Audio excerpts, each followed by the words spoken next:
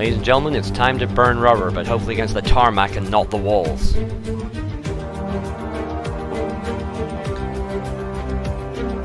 Because, ladies and gentlemen, welcome to Baku for, that says round 2, it should be round 3 of the Power F1 Academy Tier Championship. We are here in Azerbaijan. Probably one of the most notorious tracks on the calendar this season. The lethal walls have claimed plenty of drivers, even just in free practice. And we've only got, unfortunately, 6 people on the grid today, so hopefully it doesn't claim anyone today. But even if it does, with me today to keep you company through a dull or an exciting race, we have Frico. Alright, how's it going? We got 20 turns worth of Azerbaijan track to navigate today. So let's see if our runners can avoid the whammies, so to say, and keep themselves off the wall, as you mentioned. It looks like we have our tire selections up. We've got the soft, medium, hard, and the wets with the intermediates available if there's a little bit of rain. Can you imagine if it's a wet race? I don't know if we'll have any finishers, to be quite honest. So, who's throwing down the gauntlet today? We've got Hanos, Casito, Christopher, Felix, Thomas D, and Axie lined up. We would have had Rohi in here, but unfortunately, thank you Codemasters for the technical difficulties. He's having problems actually connecting to the server. So, unfortunately, only the 6 for you today, but I'm sure if you've been watching the previous streams, Frico, we've been surprised before with only 8 or 9 drivers, and we've had some pretty exciting races, so it'll be interesting to see what we can pull out of the hat today, so to speak. Well, I have normally not seen the Tuesday races. I've usually been casting Wednesday and or Thursday, which, well, I've seen a little bit closer to a full field for the most part. So 6 runners is different, to say the least, from my side of things. However, 6 runners, 20 runners, at the end of the day, somebody's going to finish first. Somebody's going to win the race. And right now we've got our first run through of qualifying, and it looks like we are on board with Chris Hughes. So setting out a flyer here. Indeed we are. He'll be the first one to set a time lap. The Alpine in front of him, or Alpine, I never get it correct, is just on his out lap. Oh, just very brushing the wall. I mean, I always liken this to... showing my age a little bit here, the trench run from Star Wars Episode 1. You touch the walls and you're dead. And that's what it feels like sometimes. I know it looks like a big wide track, when you're a spectator, but when you're under pressure and trying to go as fast as you can, as Casito now goes on the pole. Oh, so apparently he wasn't the only one out lap. Thank you, game, for messing up the timing screens there. But when you're under pressure, these walls really close in on you, and it really feels like you're driving through the eye of a needle, especially in the castle section. Oh, very true. There is a big escape road that I believe we will see. Yeah, there's one of them. So we just saw Axie there. No, go ahead. Sorry, just real quick, Axie, unfortunately, I think he went down one of those escape roads just in the 3rd sector there that you were sort of mentioning. There's the other escape road. We can see Felix coming up to it there as he comes up through Castle. I'm all too familiar with that section. Unfortunately, a couple of seasons ago, got rear-ended on the approach to Castle and got spun into there, and about 10 cars went in with me. Oh, so, no! Yeah, I'll try and find the clip for you on Twitch after, but it was an absolute disaster, that one. Ended up with about 5 cars out, and I seem to recall one of the Haas's, I think his name was Big Chungus, reversing his way up through the Castle section, which was something I'd never seen before. So... Chaos can ensue around here. You do have mirrors on the thing, so, you can do a little bit of, backward driving if need be, but you just hit those escape roads for a reason, to hopefully avoid pile-ups like that. You just sling it in reverse, the fucking rear light just turns white, and you just hear beep, beep, beep. Oh. Yeah, turn on the backup alarm and have a go at it. Well, was it in England? It's like we have that stupid little voice thing instead as well, don't we? Like, as well as instead of just like, it used to go beep beep beep, now we have this blue and obnoxious British voice going like, stand well clear, vehicle reversing. And it just repeats that. I'm just like, for God's sake. Oh my. I know, exactly. Oh. But anyway, initial times basically being set. Only Thomas D and Axie yet to get their times on board. Axie coming through Sector 3 now. That's where he invalidated last time. I think he just bounced across the curb. But he's coming through onto the main straight now. And it's amazing how much time you can win or lose on this part. It's all about how brave you are. And you can see Axie surprisingly up fairly early into 8th gear there and sort of easing off the throttle. It's possible to go flat out through there, but actually obviously thinking I just want to set a time. And you can see him. Oh, he's actually, no, he's not setting a time. He's aborting that lap. Yeah, just getting out of there. I was about to say, we've got, I believe, 18 minutes on the clock for You're correct. Qualifying here. You are correct. So we have 4 of our 6 runners that have set a lap already. Oh, so Thomas hitting the wall. Ooh, yeah, that was close. You saw that, yeah. Just a little kiss on the wall there. Sorry, carry on. I thought that I was expecting the tire to go to Narnia, but you know, sorry, continue. Well, yeah, it was actually leading up to my point. It would have been nice if it happened about 5 seconds later. But you know, you get that lap under your belt, you put a time up on the board, and you go, okay, I've got 10 minutes left now. Let me get out there. Let me see if I can do better. You know, try to be a little braver when you're approaching the corners. Go into castle, you know, kind of send it a little harder. See what happens. There was another kiss on the wall. Will he make it through castle? Oh, jeez, that was close. Ooh. That was very nearly a Leclerc moment. Yeah.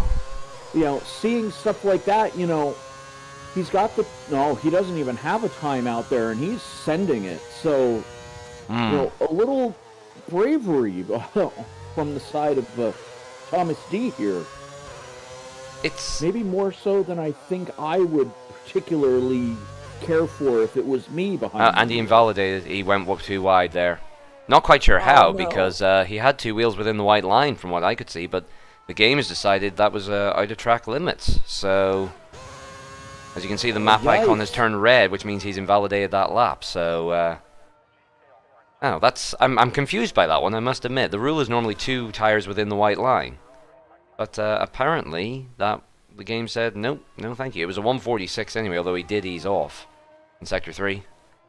But you're talking about bravery. I think this is where a lot of people sort of prefer this track to the likes of Monaco, for example. Both tracks reward bravery, absolutely. But with this track, it's not... You have overtaking opportunities with the DRS straight. But you have... It still rewards bravery, but it's a different sort of bravery. With Monaco, it's knowing the track to absolute perfection. Nailing every single part. And that's true for here as well. But rather than immediately being graced by a wall, which can happen, what you'll notice for around Baku is it's more the curbs, as Axie has gone down one of those escape roads. It's more the curbs. It's kind of surprising. We're actually right on board with Hanos. And it's amazing how many curbs you actually have to watch out for on this track. But there's one of them there. You saw Hanos just briefly touched it and the rear just went. Like, just immediately. Yeah. So, you know, and he wasn't punished in a way like, you know, where he would have smashed into the wall. But it cost him time, obviously. So it rewards bravery in that sense. It's not as a certain death as Monaco is. Monaco is very much, you so much as breathe wrong, you're going into the barriers, or possibly even into the harbour. Here, it's like, you can hit a wall, but more likely you're just going to spin it. So I'm just going to, as we ride on board, I'm going to tell you which curbs you have to watch for. You can ride this one, no problem. But don't ride it too much or else you'll hit the wall on the outside here, as Hanos very nearly did. No curbs here, you're really not going anywhere near that inside one, so that's fine. Then you have the long straightaway down here. But again, the amount of time, it's painful if you get a bad exit on turn 2, and you're just watching the time tick down. Turn 3, no real issue. Turn 4, the inside one can be a bit of a problem, as you just saw Hanos there. It sort of launched him a little bit, you saw that.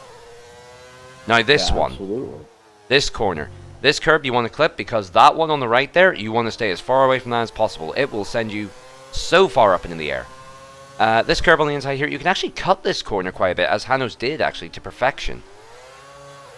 You see the curb and you think, okay, I want to go around the outside here. Oh! Oh! That was... did he not lose his wing?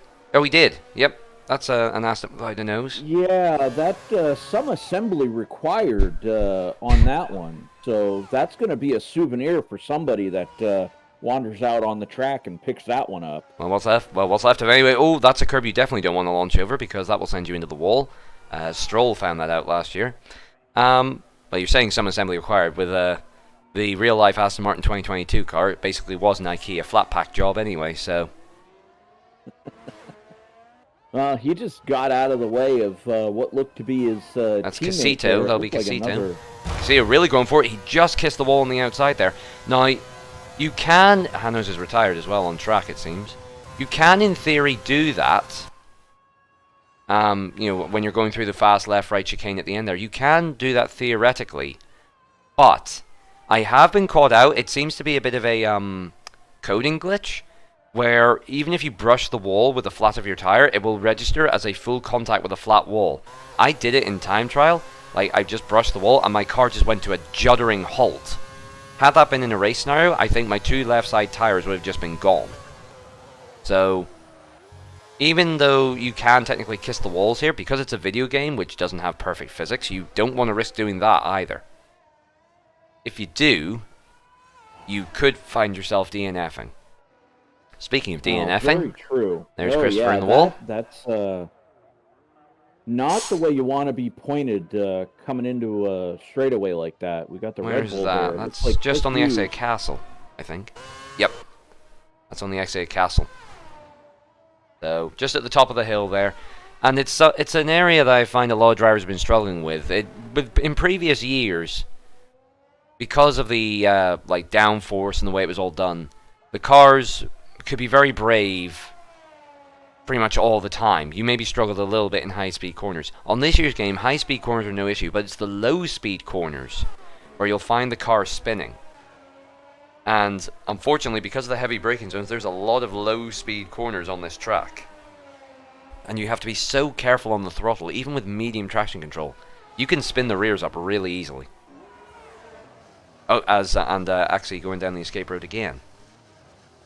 Obviously, yeah, this is not Mario Kart. Actually, no little tail to jump over, and skip over part of the track. Yeah. No power up item over there. And he invalidated as well, but he was a ruined lap anyway. I think the problem that actually he's having right now is he's being very careful because he doesn't want to damage his car, and that's fair enough. But tire temp is so crucial in this year's games, and he's not going fast enough to get proper temperatures into those tires. So he has no grip, and there he's locking up and going down the escape roads. You don't want to go too fast in your mind because you think, oh, I'm going to hit the wall. But if you don't, then you have no grip and you're going to hit the wall. It's a bit of a paradox, to be quite honest. And I kind of want to see if he's just skating right past what should be the braking point to make that turn. And just going, okay, well, I've got, I can go left or I can go right. If I go left, I'm, wall pizza. If I go right, well, I'm safe. So, well, the only thing saving actually right now is Thomas D with a time 2 seconds slower. And I have to say, this does look kind of interesting. I mean, we have Hanos up there, the only driver in the 140s, but also the only driver to DNF with massive damage. So everyone else sitting in very closely in the 141s, actually the furthest afield with the 141.8. If Thomas D can improve, we could have everyone on very similar pace, which would make for a very interesting race, even if there are very few cars. Because let's face it, even on the full grid ones, you're always looking at the ones that are close together.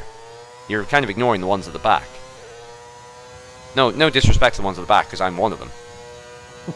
But you know what I mean. Hey, self-awareness is a thing. Oh yeah, self-burn. I'm fully aware. But you know what I mean. So nice Dutch angle there, Codemasters. So it'll be interesting to see, and also see what Felix can do here. If he improves, we could have a fight in the top two, although he's a second and 6/10 down apparently, and then the rest of the midfield all catching up. Someone's gone off. That's Thomas D, and he's in the barriers. You can see he probably catapulted off that curb that I was telling you about. Yep, there's another souvenir for someone. Come get it. Yeah, that's going to probably be the end of Thomas D's shot at improving here. Absolutely, he won't have time to pit. I will say though, for what it's worth, the Alpine looks very good without a nose cone. Actually, probably the best looking one without a nose cone. looks like Nunu from the Teletubbies. Oh my! Even has a wee hole in the front nose cone. Look.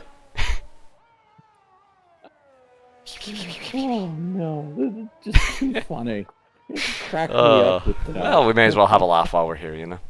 Yeah, is anyone else? Christopher's on an outlap. Casito's going for an outlap. Felix is done, I think. He won't have time to get out and around now.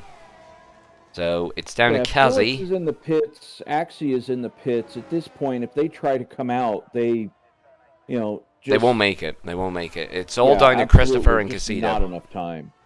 Yep. It's a 141 lap on your flyer, so it's about 2 minutes to make it around coming through the pit lane. Yep. Maybe a little more. Retires. Oh, we got another yellow. So no, that's just because his car's in the pit lane. Okay. Still gives you the yellow there. So riding the curb. Let's see, Christopher. Yep, nice and tidy through turn 1. Doesn't bump the curb. Keeps the rear in check. Turn 2. There are no corner names on these tracks, so I can't really tell you corner names. Just kisses the wall. That was done very nicely, but a bit slow on the accelerator.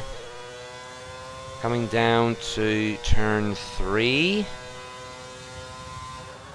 Running wide for the entry. Oh, well, no, that was clean enough. No, turn 4 is where we start getting to the tricky corners. Just bumps the curb. That was very nicely done. This is a clean lap so far. Knock on wood. I don't want the commentators curse him. Oh, he's missed the apex. Oh, no. Oh, boy. That cost... It's clean, but it cost him so much time. And he was purple sector 1 as well. This might have ruined his chances. Oh, no. And he's locked up there. Oh, yikes.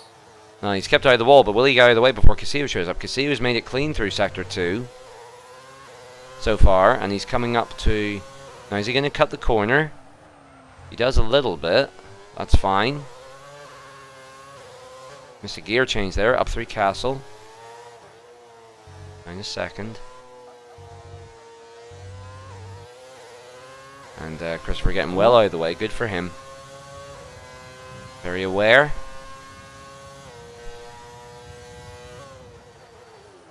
Is Kazi improving? Ooh, that was close to the wall, but that's fine. That's what you're meant to do. Will Kazi improve? He was less than a 10th off of Felix, and about 3/10, nearly 4/10 off of Hanos, his teammate. Of course, Casito won the race last time out. He's not championship leader yet, but he's on course to be. And actually, Rohi was his nearest rival, but Rohi obviously not able to join at the minute. To the line, and it's going to be it is pole by a 10th.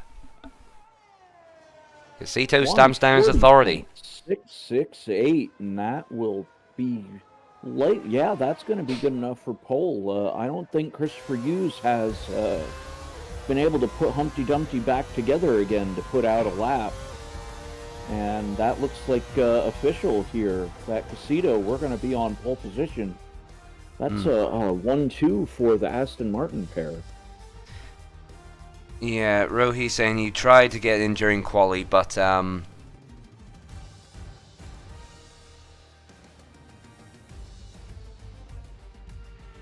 he's trying to get in still. Apparently it's saying he's not online. I'm wondering if I can... Sorry for the shift tab. I'm saying, do I have Rohi on my friends? I'm seeing if I can get him in here, because we would like another driver. I'll message Casito.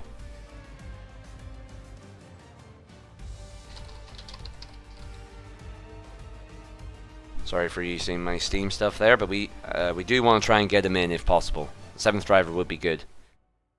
But he's got to do it quick. Well, as the saying goes, the more the merrier. So definitely want to try to get somebody extra in on the grid. Won't be able to qualify, but, if you say, hey, just show up, you'll start 7th. I'm okay with that. Yeah, absolutely. I've tried adding Casino here. It says waiting for players, which is unusual. I think normally it would show them on the right-hand side. I hope we haven't got another lobby glitch. Oh, no, wait, there's the session timer.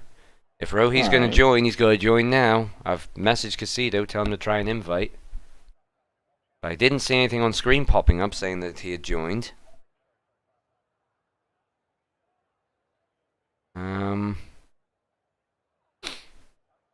Yeah, it doesn't look like it's happening, unfortunately. Because once that countdown ends, we can't get anyone else in the lobby, even during safety car periods, so... Or formation lap. 1, 2, 3... Nope, it's still just 6. As they head away for the formation lap. So yeah, 6 runners. It's USA 2005 all over again. But hopefully a bit more exciting. We don't have tire issues with this race, but oh, don't even start. Don't even start. We don't want. Yeah, they're all on the mediums in terms of tires, so. Should just kind of keep my mouth shut, shouldn't I? Well, look, so long as you're knocking on something wooden every time you make a commentator's curse, we should be fine. Well, luckily my streamer desk is all wood, so at least for that, I've definitely got a nice little piece of wood to knock on. So we've got we saw the tire windows there. Lap 8 is the earliest that the pit window opens, closing about lap 15 for the mediums, which they're all on. Although that was recommending a 2-stopper. So it'd be about lap 15 apparently for... Wait, not lap 15. Can't be lap 15. I think it was about lap 12, 13 for a 1-stop. That's maybe about what I would think. You're looking at... The hard is going to be your 1-stop option, so you're going to go probably just short of half race distance, so 11, 12 laps is probably... ideal for the medium tire and go the rest of the way on the hard. What was the other strategy? Medium, soft, soft?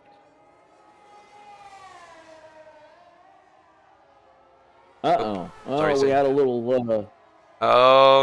there. No, that's actually really bad because that resets their tire temperatures. Oh, no.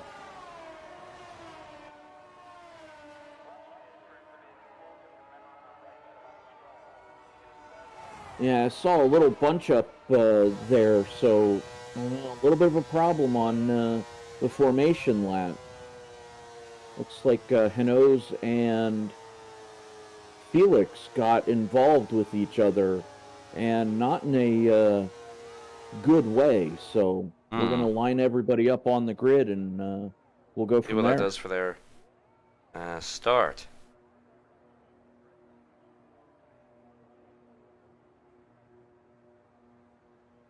Alright, well, we'll find out in a second. Here we go. That's a terrible camera angle game. That's an even worse one.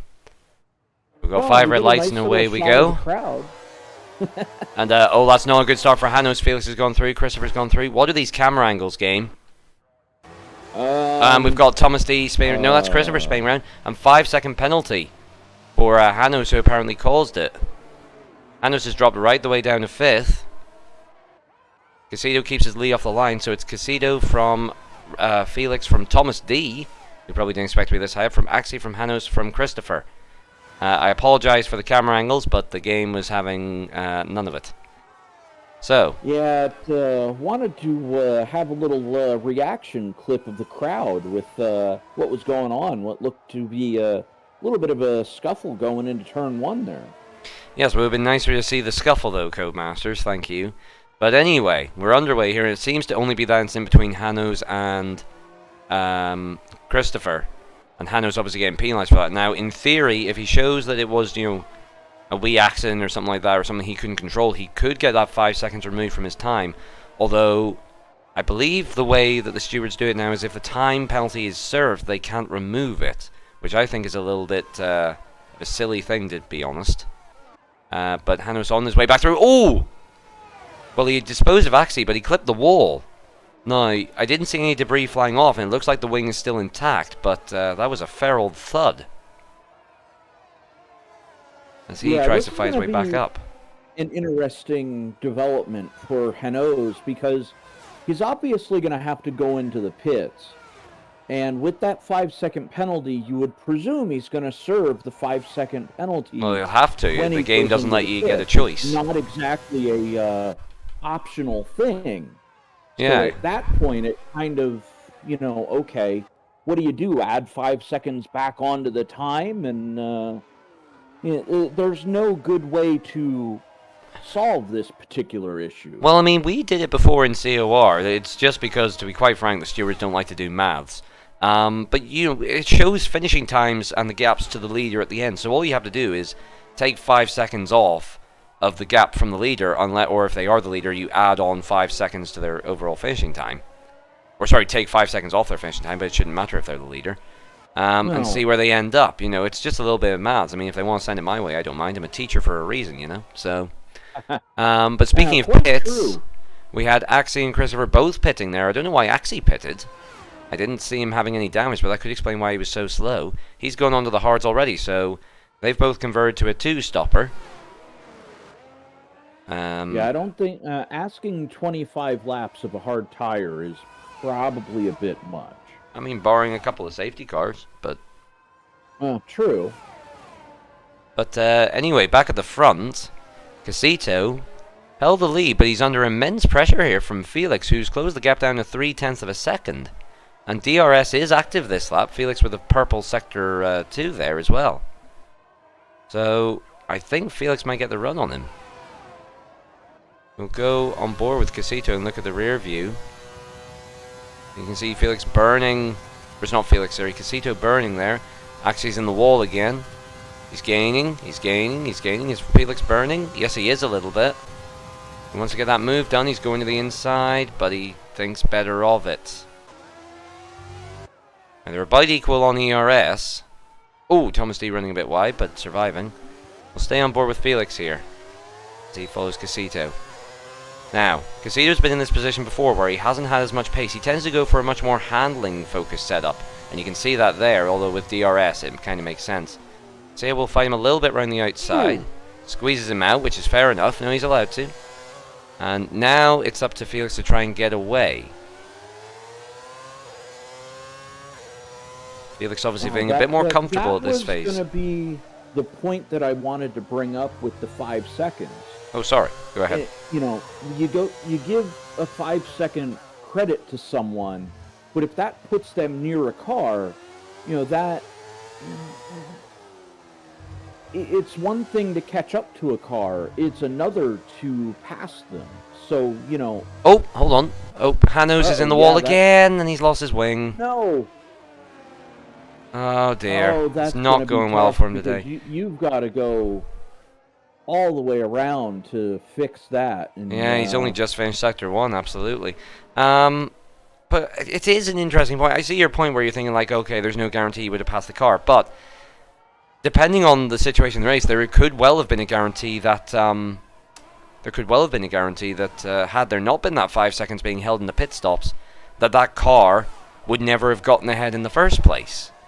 So it swings both ways, you know what I mean? Oh, yeah.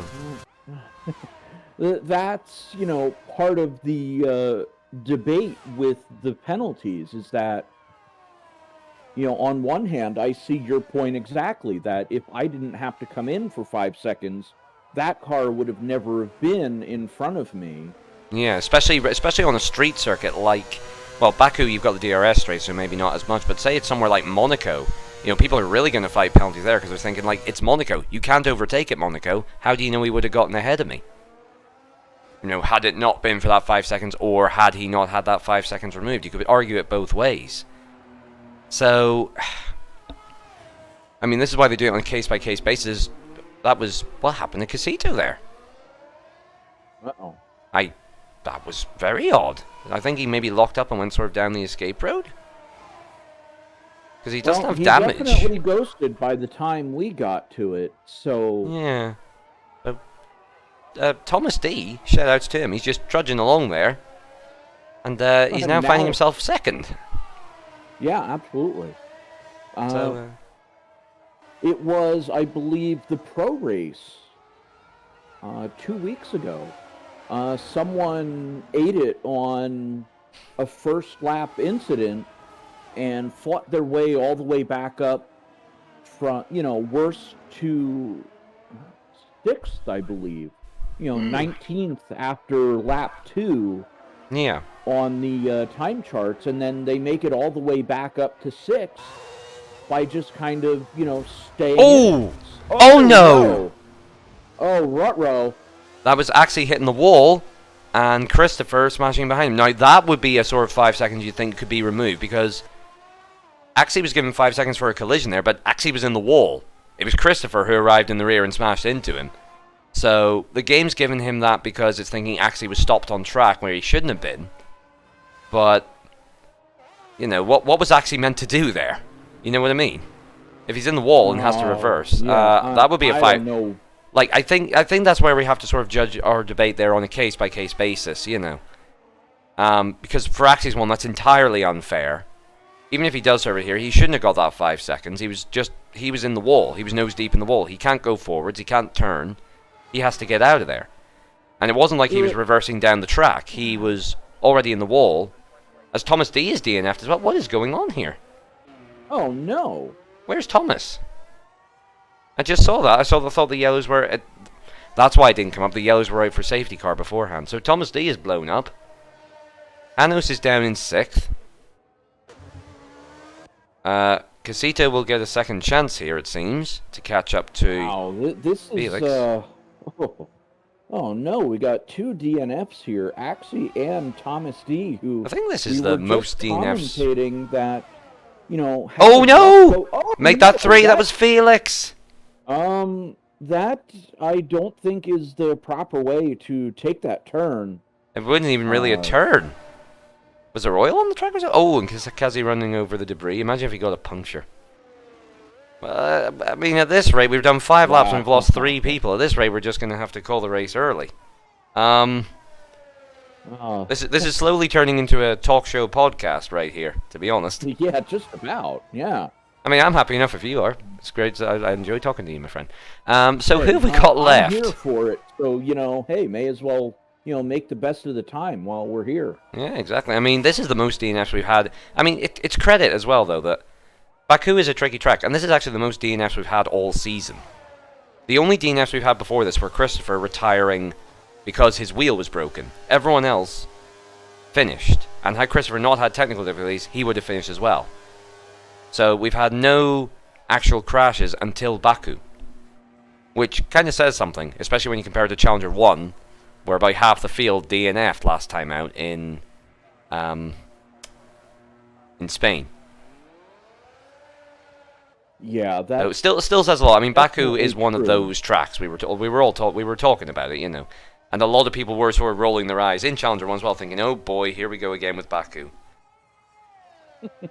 It's a divisive track. As there's the safety car picking up Casito, the leader,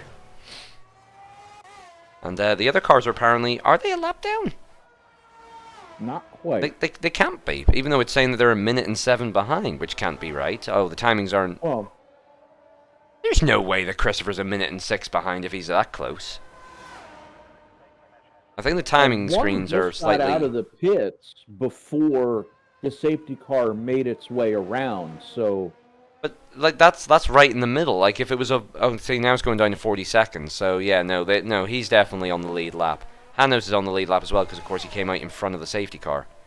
So, they're all on the lead lap, thank goodness, or else it'd be a very boring race. And, I was going to say they're all guaranteed points, but of course they have to complete 90% race distance to be officially classified. So, let me do my maths here. 26 divided by 10 is 2.6, round that up to 3. So they all have to complete lap 23 to be classified. Well, unfortunately, 4, 5, and 6 of Felix, Axie, and Thomas D. Yep. they are done for the day. I think And they're not classified. They will not, even though they are technically finishing 4th, 5th, and 6th, they are not scoring any points for this race. They haven't done enough laps. The only way I could see this happening is if everyone DNF'd, in which case I think what the organisers would do is they would say, right, we'll give points to everyone, but it would be half points because we didn't finish the race. That's the only way I can see them getting points at the minute today. But because they haven't completed enough laps, they are not classified, and they will not score anything here. I'd like to point out also somehow it's been 40 minutes since lights out, and we've somehow only got like 6 laps in. Baku, ladies and gentlemen. Yeah. Let me see. I'm just looking through the quote-unquote team radio here, or also known as effectively as our Discord chat. Let's see. Hanno saying double whoops. Felix saying wow, that happened.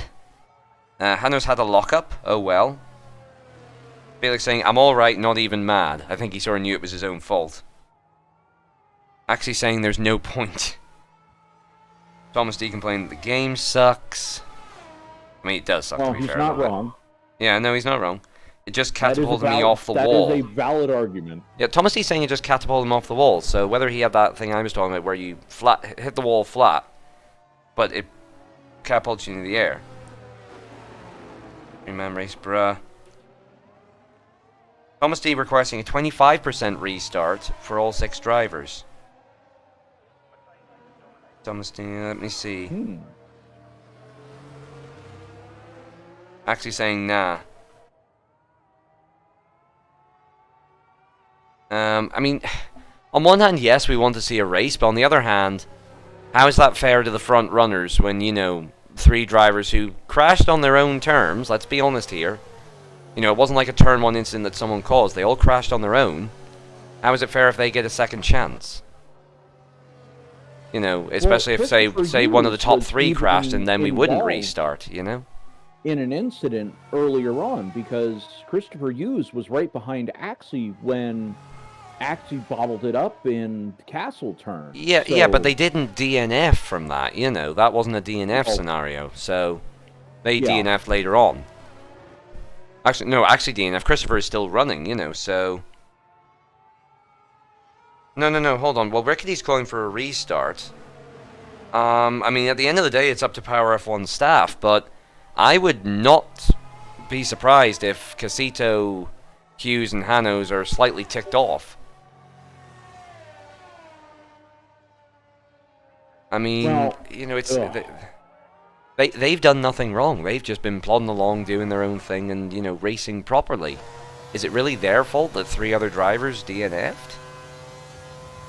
Not really. I mean, Casito, I think, is probably the only one that has a legitimate claim to go, all right, what's going on here? You know, because he's been fairly clean. Christopher Hughes and Hanos have even had their incidents in the race, you know, to if they were directly, you know, at fault for the incident, that's a debatable topic, which I don't think really matters. At this point, Christopher Hughes had an incident with Axie a couple laps ago and is now half a second behind the leader on a restart. So hold on, I don't know. Sorry, we're getting word from admins here. Sorry, I'm just going to interrupt you. We are getting word through from admins here. Rickety throwing it down to the drivers, it seems. I'm surprised at that. You know, he's asking if they want a 25% restart. I'm going to be honest, that kind of smacks of the wrong things for me. You know, I mean, I'm all for a great race, but, you know, at the end of the day, a driver is going to be biased. You know, so, you know, of course the ones who DNF are going to be saying, yeah, restart. Yeah, you know what I mean? Well, so surely it should be down to the... So, you know, if you give me a chance to get back out on the track, I'm going to take it. Who wouldn't? Well, I mean, yeah, but also, in the spirit of the competition, I mean, can you imagine if we did this in real F1, where some drivers DNF'd and then they said, okay, well, we're going to restart just to get them back in? You know what I mean? It would sort of smack of the wrong things. I appreciate that. I mean, you're seeing it more from like the entertainment side, and I can understand that. But I'm seeing it from the competition side, where I can guarantee if Casito, Christopher, or Hanos DNFs on the restart, they're going to be the ones either A, calling for another restart, which will probably be shot down, or B, saying, why did we restart in the first place? Because, especially if there's a turn 1 incident on the restart, if someone does something stupid in turn 1 and takes people out, there's going to be uproar. You're not wrong in that regard. And it looks like Casito is ghosted. Because he's left the lobby, they are restarting, and Christopher actually saying, oh my god. Casito's saying it's bull, it's BS, because drivers crashed on their own, but yes. And yeah, you can see the computer's ended the race there, we'll have to get into the lobby again. Christopher saying, why restart just because y'all can't drive? I got effing taken out, and I'm not being about it. George saying if there's an issue with the lobby, then restart, but there was no issue with the lobby. Christopher saying they've got an issue with no crashing. I mean, this is one of those things that, as a driver, I look at things and I go, and I will die on this hill, on this one. You know, if I'm Casito, I'm going, what? Yeah, because you've done nothing wrong. That's the thing. And I would be in agreement. Like, I've been crashed out before, and part of me has also thought, like... I mean, what more do you want? You know, part of me has thought, like, yes, would I like to be back in? Yes. But also, that's not fair on other people. Why should they compromise their race because I messed up? Again, if there's a lobby issue, or if someone has been a complete menace into turn 1 and taken out half the field, that's fair enough. But... well, you do have to grade on the curve somewhat, because this is a 6-car field we're looking at, not a 20-car field like you would see on Challenger and Pro levels. It's not a full field, so if 3 racers get taken out and you've got 20 cars on the racetrack, okay, well, we've got 17 other cars to work with. But in this particular situation, you've only got 3 now, so... But again, that's... and this is where we have the difference, I think this is where our difference of opinion stems from. That's looking at it purely from an entertainment standpoint. Yes, a race would be more exciting with 6 cars than 3. But from a competition standpoint, I think most people would say, those 3 drivers that DNF'd of their own mistakes, and now they're being given a second chance. Without really any justifiable reason. There was no lobby issue, there was no one being a moron into turn 1. There was just, them making their own mistake. I mean, you're not wrong. You know what I mean? So it depends whether you're looking at it from a competition standpoint or an entertainment standpoint. Both of which are valid. Both of which are valid, absolutely.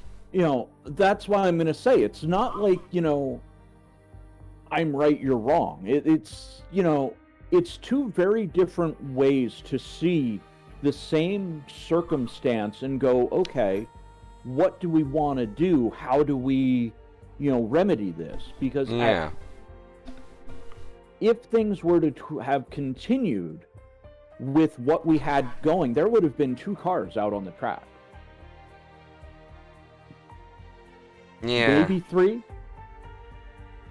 But I think one of the runners was purposely slow trying to catch up to the safety car, because I think there was a little bit of a debate going on behind the scenes, and that is probably what had led to the decision to restart things and go, okay, we're going to go 25% instead of 50% and try to salvage something that resembles a race out of this. Yeah. No, and again, I can understand that point of view, but also, as I say, if you were in that car, if you were in Casito's car and you've been leading the way, and you're told, because 3 people crashed, we need to restart the entire lobby, and you've got to do all that work again, you've got to do your pit stop strategy again, you've got to do turn 1 again on lap 1, you've got to defend your lead, would you be happy? From a purely competitive standpoint. Oh no. And that's... If I were in that race car, And that's what I'm hearing over the radio. Believe you me, the first second I get out of my car, I would be in a steward's ear and just lighting them up. Yeah, absolutely. Going, you know, what? I can't exactly say what I would probably say, but, you know, I want to keep things PG, but let's just say it would not be a pleasant conversation. Just looking in the, let's look at the YouTube chat. There's Thomas, I'm assuming that's Thomas D.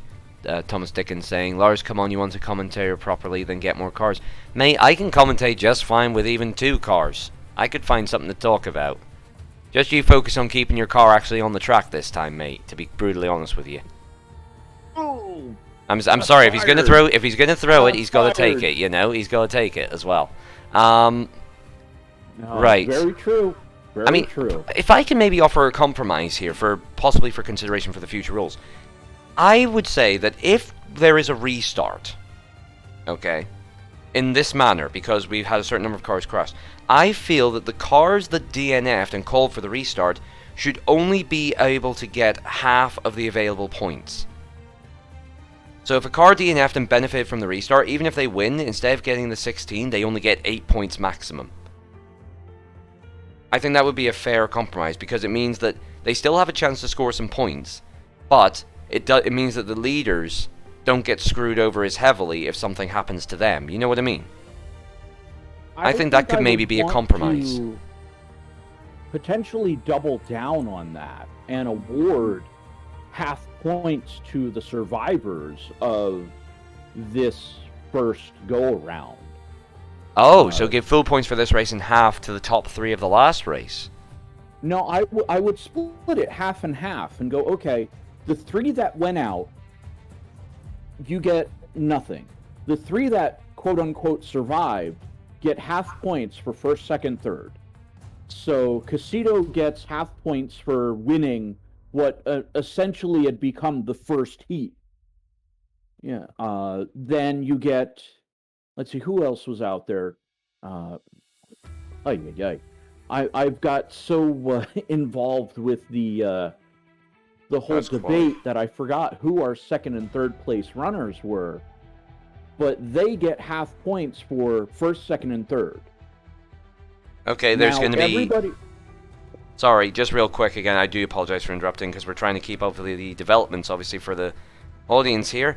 Apparently, the racing will start again in qualification order, not the way the race was effectively red flagged.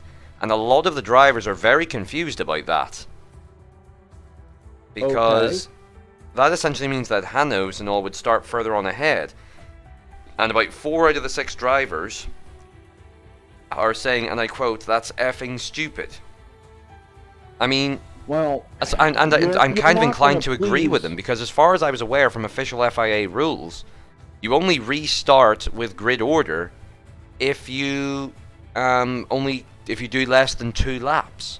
I think once you go past 2 laps, if there's a red flag, you start from the order that they were when the red flag was called. You rewind 2 laps. So lap 4, effectively. If I recall correctly. Now, we don't know if the red flag was called on lap 5, lap 6, but whatever point at which the race was red flagged from the admin side of things, if it's lap 6, you'd go back to lap 4. If it's lap 5, you go back to lap 3. Oh dear. Apparently the reason they've done this is George is saying there were lobby issues, but I saw nothing. I saw nothing in terms of lobby issues. Also, loving in general chat there, Thomas D said, "Thanks, will be clean, cleaner than tier 2. And Shark just replied, "I'm not sure that aged well." It aged like milk, to be quite honest. Oh no. What else we got? Axie's apparently not joining for the restart. He said he was feeling a bit sick, so maybe that would explain his lack of form today. But we hope he feels better soon, obviously. Yeah, absolutely. You know, sometimes you just have to realize, all right, it is not my day today. And just, all right, not my day, just get me out. I'm done, and move on. I mean, on one hand, Yes, on the other hand, shades of Mark Webber, who drove around while still throwing up in his helmet. Seriously, go look it up. F1, it was back in 2010. He had food poisoning in India, I think it was. And he's driving around on the radio, and you just hear him, it's like, and you just hear him vomiting into it. He's like, when they tell him to come in, he's just like, I'll try and stay out, mate. I'm just like, you've thrown up into your drinks bottle, sir. Get in the pits. Yeah. Yeah, so, better to take, 5-10 seconds to kind of clean things up and, But yeah, that is a bit of a rough go of things, to say the least. But I think Codemasters just tried to bribe me there. I got a message there on the in-game. Apparently they've given me 2,000 Bitcoin. Is this a bribe? Am I being bribed? Right, anyway, we should be loading back in a second. Right, looking at the chat, Felix just said, damn, what a roast, shots fired. Alright, so help me out here.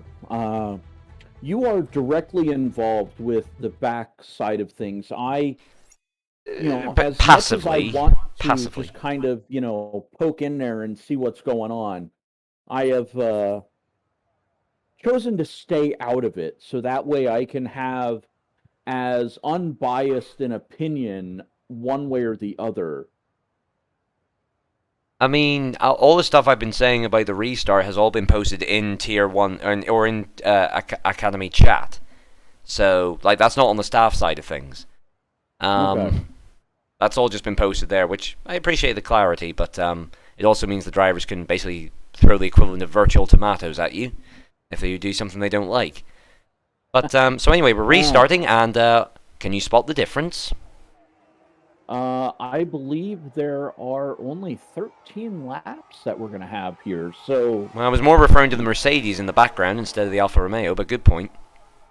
That too, you have to point out the obvious things first, then, kind of work your way down. Real quick, though, I saw Roham lag jumping a little bit there, so this should be interesting. We'll keep away. We'll just watch him here, and you can see the car is behaving a little bit erratically. Hopefully that settles down. But at least he made it into the... Oh, God. Oh, my God. We're going back to the future here. Dun, dun, dun. Dun, dun, dun, dun, dun, dun, dun, dun, dun, dun, dun, dun.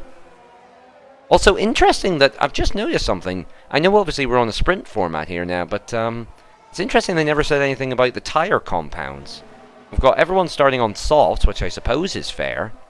But, were there meant to be any rulings about that? Was everyone meant to start on the same compound? Should they have all started on the mediums? What was the what was meant to be happening here? Also, Roham is lagging like hell. Look at this.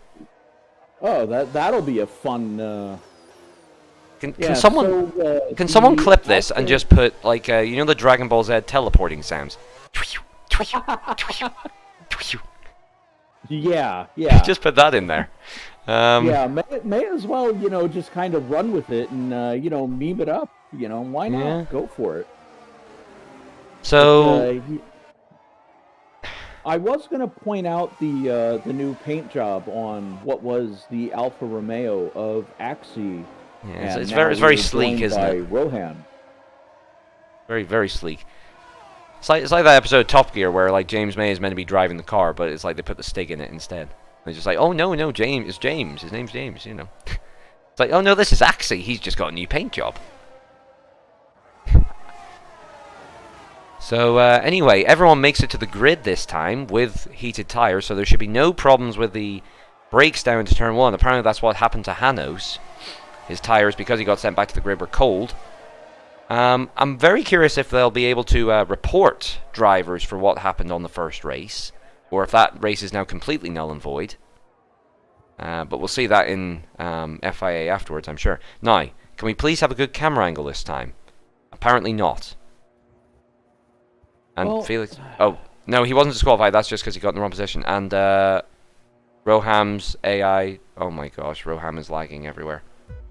Oh no. Look, he just teleported up to first place apparently, and now he's back down to 6th. But anyway, lights out. We'll get a rear view from Casido. And he's away And it looks pretty clean this time. Looks like a good start from Christopher. Even better start from Roham. Roham to the inside. He's well ahead of Thomas D. Everyone trying to keep it clean, and they do so. Roham, right, so, you can see... one turn in the books, and we're clean. So, hopefully... Well, alright, a little bit of ghosting there, but I'm with it. Instead of, taking potentially, a third of our field out of the race. I mean, Roham appears to be lagging quite badly, and the game's trying to compensate. And, because I was surprised he lost out to Thomas D, but obviously he's probably, on his screen, he's probably a mile up the road, but he's obviously finding it difficult at the minute. He is on PlayStation, obviously there is something wrong with the network at the minute. So, well, it looks like it's settling down a little bit for him, maybe. And they've all kept it clean. We've got 6 cars at the minute. A little bit of jaggies there going. Oh! Oh boy. That's Casito in the wall, and his teammate hit the back of him, so both Assens have lost the front wing. Casito's lost it fully, Hanos has lost half of it. Felix trying to take advantage. Going this way and that way. Christopher will also try and take advantage. Casito's holding on for dear life, saying, if I go down, I'm taking you with me. And Felix goes to the inside, and he's still not able to get through. Christopher goes through. Thomas D also trying to take advantage. This could be dangerous. Oh, no. Oh, no. And Hanos running wide again there. He's falling well down the order. Find somewhere to hide. The alarm is going off. Casito. Somebody. Roham's retired. He's gone. And it's a full safety car. So... Yeah, I think Roham found a very poor place to end up just saying, alright, I am done, I'm going to park it. I don't know if it was, it might have just been lag. But, lag, something got him, but... well, Christopher, Casito, Hanos, and Thomas D all saved by the bell, it seems, so they will be able to get back up to this queue of people. But Casito, had he DNF there, would understandably be furious, because he was leading this race before the red flag. Well, he had kept himself entirely clean in the first... And Hanos retires? Hanos was the one that had an issue, but it looks like... yeah, that... Oh, hold on, he's typing. Like a retirement from... Oh, no! He gave up because the game didn't auto-repair his front wing. That is a known glitch. Even though the game is set by default to auto-repair the front wing, with certain damage it just will not repair it. So he had orange wing and the game didn't fix it, so he'd have to go around and pit again. And I think at that point, he probably would have been miles behind the pack, so he's called it. He's had enough. He's done with the game. Rohi says by his lag, he was lagging too much, and we saw that. So... Now that, and again, that's not even their fault, that's just the game being the game. So, Hanos DNF last time, so I mean, at least nothing's changed on that end. So, he had his second chance and it's gone, albeit not his fault. Part of it is, from my point of view, you're going to get 2 or 3 laps at least of the safety car. So, going into the pits a second time around wouldn't be entirely disastrous, just to get the wing fixed. And it looks like we have, was that Thomas D into the... No, that's Felix coming in, and Christopher. Now, I assume this is a tactical pit stop to get the mediums on, and that means they come out ahead of the ones who had already pitted. So this is purely tactical from the looks of it. And does Christopher come out ahead? Oh no, Felix did have front wing damage. And yep, there he goes. He did have front wing damage. So Christopher now leads, and will Thomas D get ahead of his teammate? Coming round the bend, and he does not. He just... Oh, that was close. So close. So, effectively everyone on the same strategy now. As that was Casito going down the escape road. But he was in 4th place anyway, so now he'll just catch up. I'm wondering if he's having a brake problem or something now. That's the second time he's missed his braking point. A little bit of a problem with the colder tires being put on and not being able to properly warm them up under caution. Yeah, he needs to just calm himself. He's already in 4th, so it's not like he can lose any more places. He just needs to settle back into a rhythm here. He's well within... Everyone's still in the race. It's still anyone's game at the minute with these 4. So, everyone just needs to calm it back down. The only one who's still in this race who, is getting the benefit of the second chance now is Thomas D. Everyone else was already in this race still. Or sorry, no, Felix, I should say. Felix. Well, Casito and Chris were first and third, if memory serves me correctly. Who was second then? I believe it was Felix. Thomas. No, because Felix blew up on the curb. Oh right, yeah. Yeah, so Felix blew up, or was it Thomas D? So no, sorry, it was Thomas D. So I think it's just Felix is the only one who is benefiting, because Axie had DNF'd. Yeah, Axie went out. I don't even know, but anyway, safety car's in this lap, so it won't matter too much. And we'll have a 4-car race now. Just for anyone who wants to know, the amount of laps needed to be fully classified is 12 now. Because 10% of 13 is 1.3, so we round it down, so it's 1 lap from the end. You have to make it to lap 12 to be classified now. So... I was seeing the jitters there, trying to get some temperature in the tires, so... And when's he going to go? Christopher has gone now. He's sprung. But he can't slow down again. Felix looking to the inside, but he's not close enough. Casito immediately trying to get around Thomas D. And Thomas D... Oh, no, Thomas! Oh, really, man?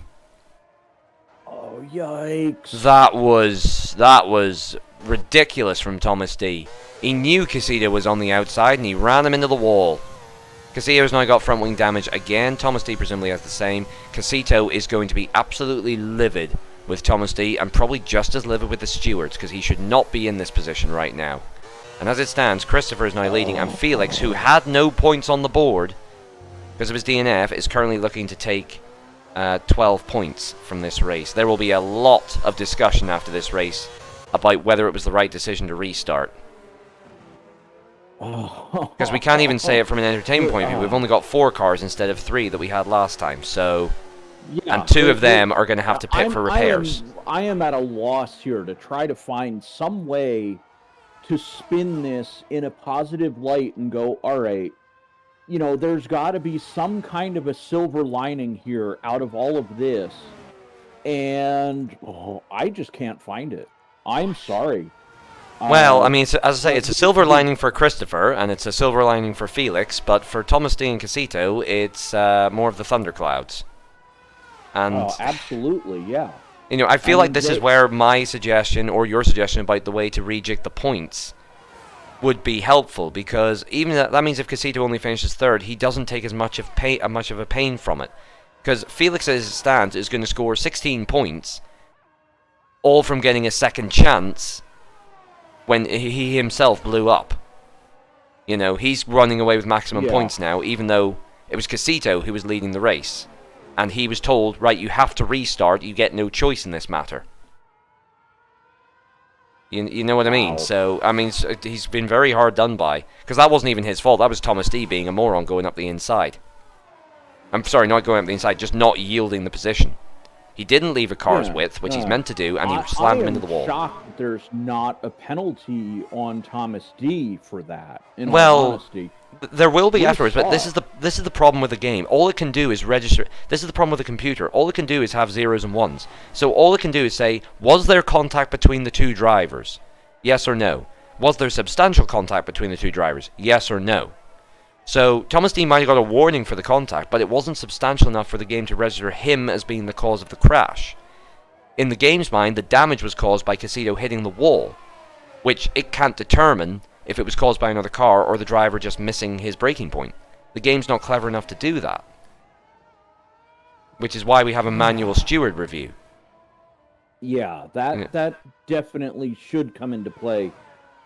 With this, there should be a little thing up top saying, the incident between, Casito and Thomas D, speaking of Thomas D. Oh, we got another yellow. So, he's pulled over. Why is he pulled over to the side there? He is stopped on track. Well, it looks like the front wing's there. Was there a wheel glitch there or something? He just pulled out. Normally, if he disconnect the controller, the AI would take over, but he just stopped on the track. He wasn't on the curb. It's very odd. Yeah, I don't know. Casito is chugging on round. He hasn't pitted, so he didn't have too much damage, but it's ruined his chance of catching the top two at the minute. Something's gonna, have to happen for either Casito or Thomas D at this point to really be a factor in trying to win the race. But Thomas D has stopped on the grid again. What is he doing? This is definitely going to go to the stewards. He's forced a safety car. You see the safety car pulling out because there was a car stopped on track. And Casito's DNF'd as well. He's given up, understandably. I think this race will have to be called off. That is unacceptable behavior from Thomas D. He's deliberately caused a safety car.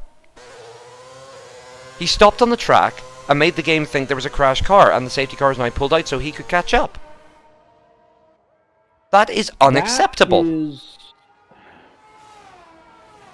I will agree with you wholeheartedly in that causing a deliberate safety car like that goes against every fiber of my being as a competitor in a competition.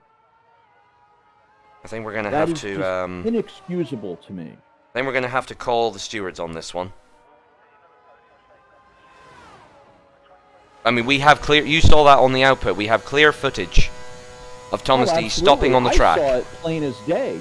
He stopped at 2 different points on the track trying to force the full course yellow to come out. He failed the first time around and was successful the second time around. So that he even tried it the first time, it should have just said, car is disqualified stopping on, an unsafe part of the track.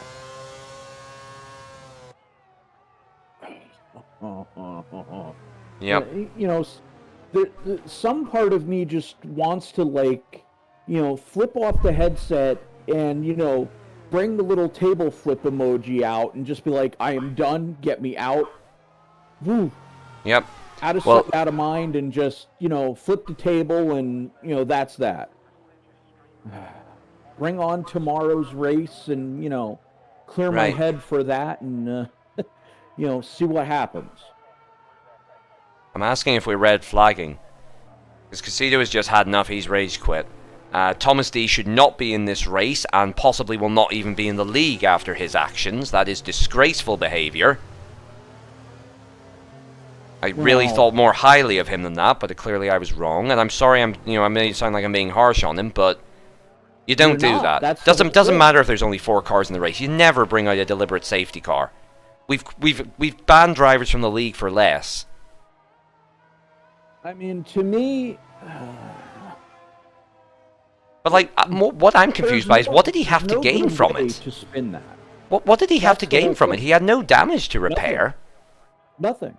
Yeah, he had nothing to gain from that. Was in 3rd. Casito was in 4th. Maybe then they flipped spots. Casito overtook Thomas D when he tried to stop on the track the first time around. And then Casito, for whatever, happened, just said, all right, enough's enough, get me out. Thomas D then, basically stopped on the grid, on the main straightaway, causing what we now have as the full course yellow.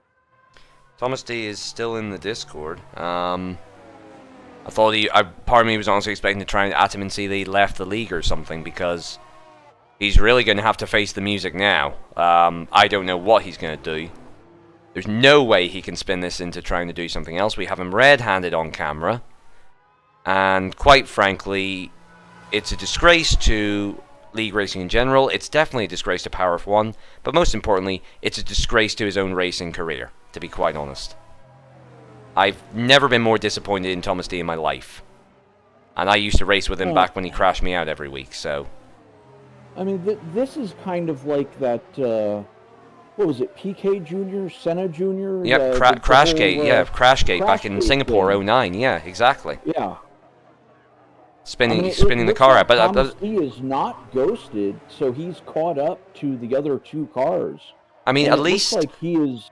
At least PK did it somewhat subtly. He tried to make it look like an accident. Thomas didn't even try. He stopped twice on track. We can see his dot on the map. We have yellow flags going everywhere.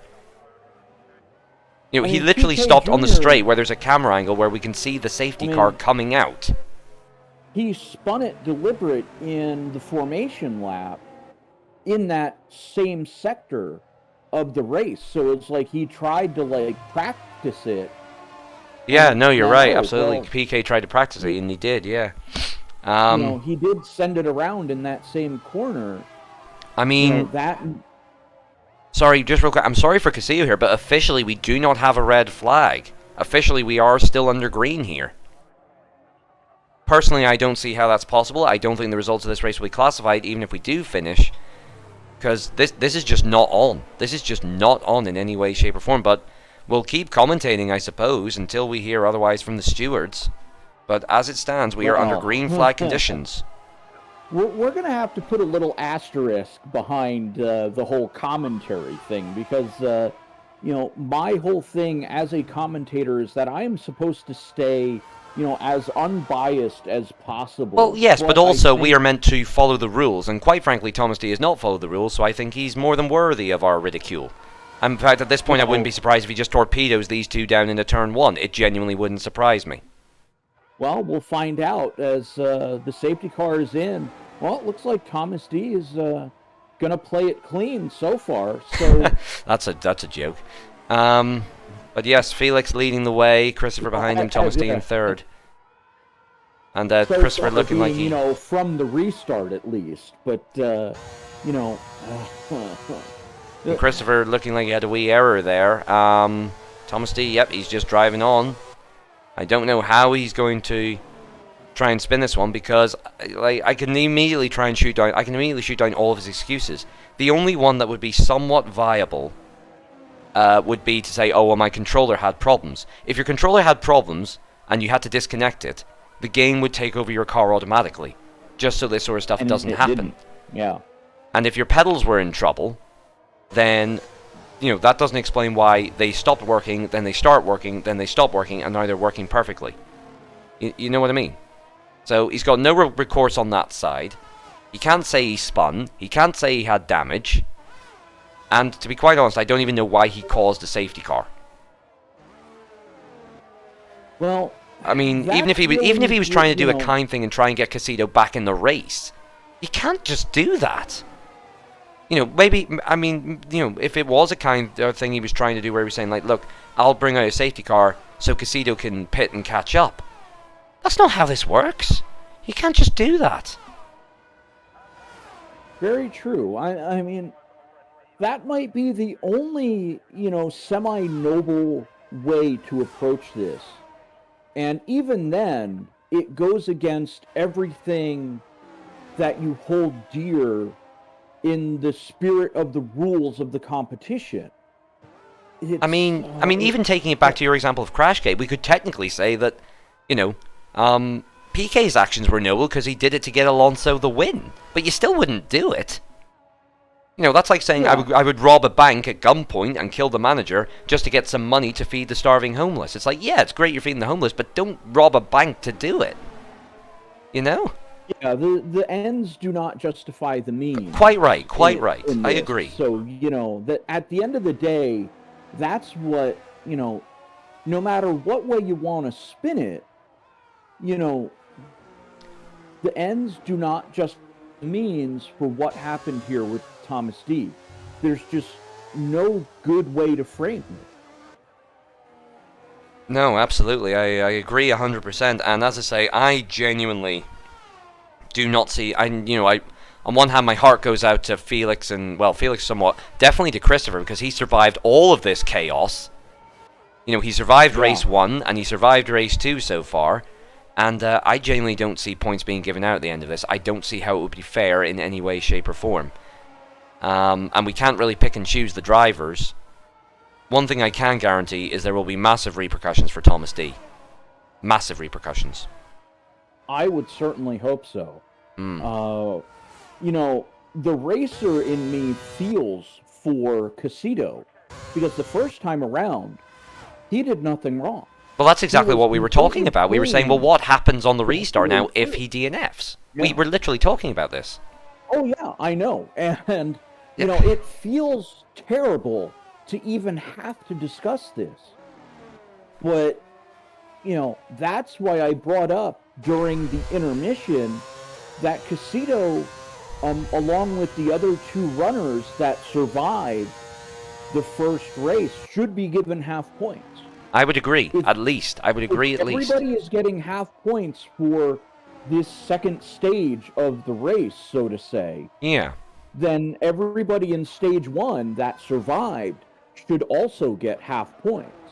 But then I suppose the alternative would be my way of doing, which is just say no one gets any points for this race.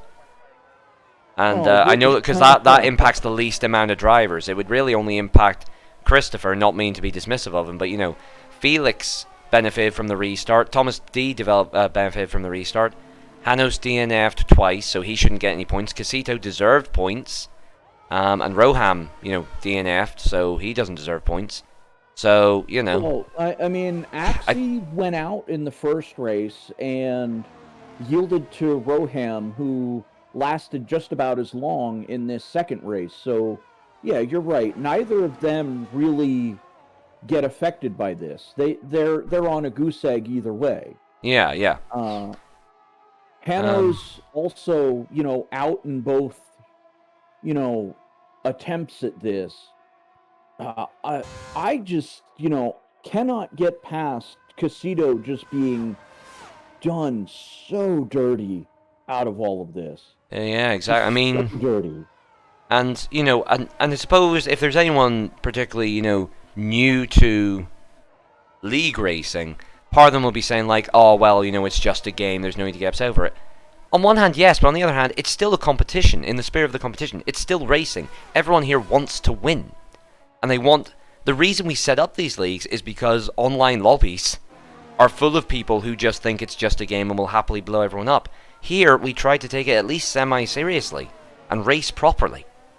You know, because we can't do this anywhere else. We can't do that in public lobbies. And as soon as you decide, oh, well, I'm just going to do what a public lobby would do, you know... You break the point of the league.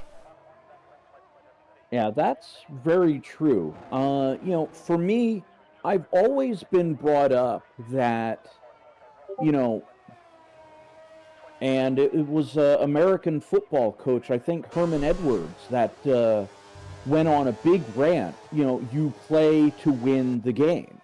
Yeah, exactly, yeah. Today, I mean, why else are you here? You play to win the game. You attempt to win the race. You know, it's just a game. But why are you here if not to win the game? Exactly, exactly. I'm going to cut us off there because the overlords up above told us to try and change the conversation. But with all due respect, I'm struggling to find anything else to talk about. I'm sorry. You know, I don't want to keep on the line of conversation, but it is quite a big deal. They've said the FIA have confirmed that they will be investigating it personally, and the head of the FIA is going to be involved in this one. So it's going right to the top.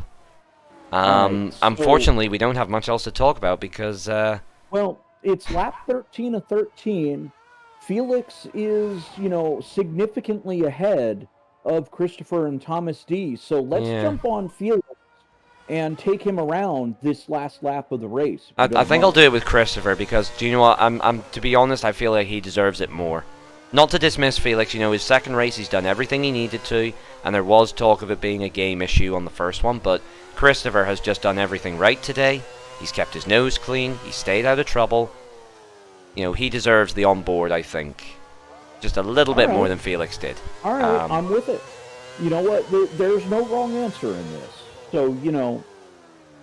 Yep. You know, all right. And I will not, you know, argue the point. I mean, Felix has done what he needed to do in this second race. But it's at the benefit of... Oh, hello, and Thomas D has blown up in the wall. As a great Spaniard in F1 once said, karma. But anyway, we'll ride on board. We will cut back to Felix as he just comes round to the final bend. Whoops, daisy. Christopher nearly blowing up in the wall in the final bit there. Please don't do that. My heart can't take anymore. So Felix, we can see him now coming round.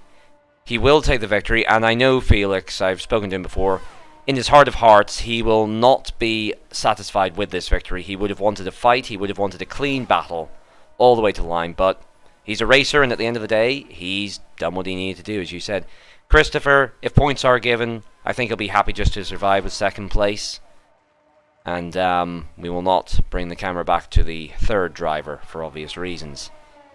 But yeah, I mean, well done to Felix for what it's worth, and well done to Christopher as well. I mean, Christopher, was behind Casito in the first go of things, and finished behind Felix in this one. So, if anybody were to have gone through this whole thing relatively unscathed, it was Christopher Hughes in second place. Absolutely. Especially after the torment he suffered in the first two races. His wheel broke, then he had problems with his pedals, and he finally gets a race where his equipment's working, and he quite frankly gets screwed out of a win. Not at Felix's fault, that wasn't anything to do with Felix, but, with the first start, you do feel for him. When are things ever going to go that man's way? To be quite honest. It's the age-old saying, if it wasn't for bad luck, I'd have none.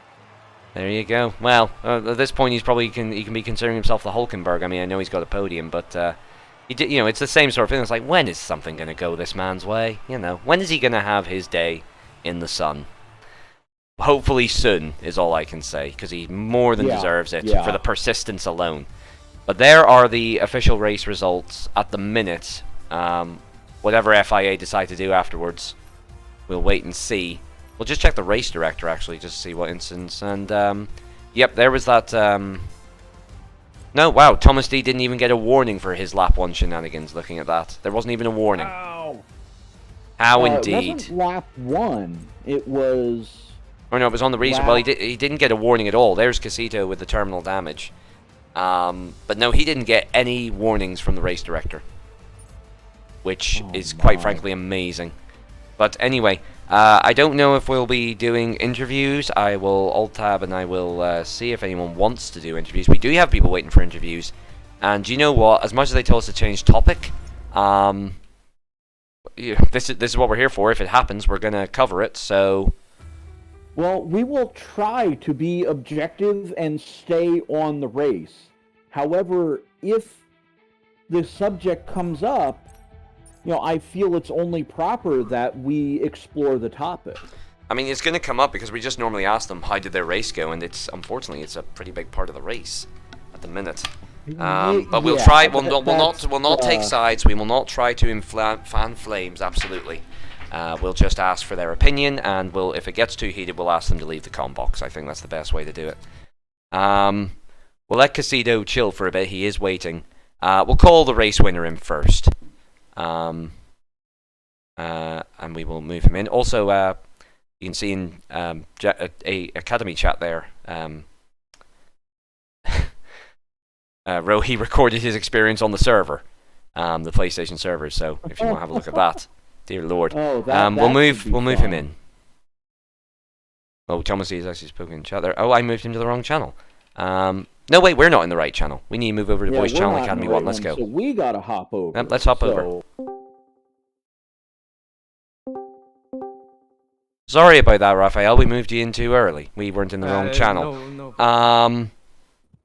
Well, congratulations on the win, and being the man you are, I know what sort of guy you are. I'm sure you're not 100% happy with that win.